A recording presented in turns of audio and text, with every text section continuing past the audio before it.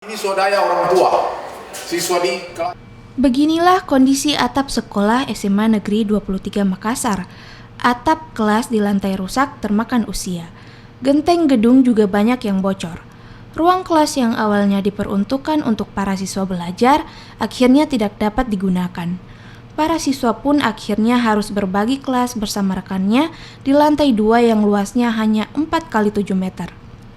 Gedung yang ditempati ini pun pinjaman dari LLDikti Provinsi Sulawesi Selatan dan merupakan gedung tua. Jumlah siswa sekolah yang terletak di Jalan Tamalan Rea Makassar ini sebanyak 448 orang dan memiliki 13 kelas serta dibagi menjadi jurusan IPA dan IPS. SMA Negeri 23 belum memiliki gedung sendiri dan telah berpindah tempat sebanyak 2 kali. Kondisi sekolah pun membuat siswa khawatir saat melaksanakan proses belajar mengajar. Sebagai siswa kami juga merasa cemas karena dan tidak nyaman karena kelasnya itu sempit, terus ada beberapa dindingnya juga yang sudah mau roboh, terus lantainya juga banyak yang retak-retak. Terus untuk yang di lantai 3-nya juga di bagian sekretaris dengan musola, plafonnya itu juga sudah hampir rubuh. Yang itu yang ditakutkan dari kami. Terus bagian sekretnya juga, plafonnya juga hampir rubuh. Kami seperti tadi yang sudah dilihat di lantai 2 itu hanya kurang lebih 4,5x6. Jadi itu sangat sesat sekali.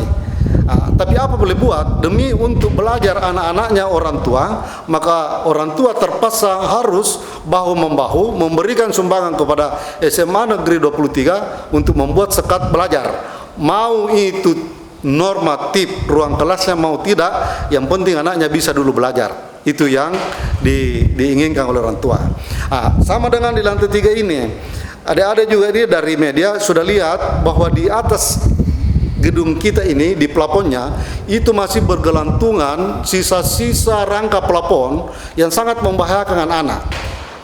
Olehnya itu di lantai 3 ini kami tidak memanfaatkan sebagai laboratorium atau ruang kelas karena sangat riskan sekali dan sangat membahayakan keselamatan anak-anak untuk belajar. Tak hanya sarana gedung, kondisi ini juga diperparah dengan akan dibukanya tahun ajaran baru 2023 dengan gedung kelas yang tidak mencukupi.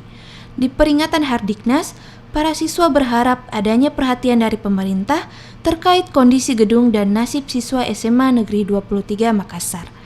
Rama Pratama, Kompas TV.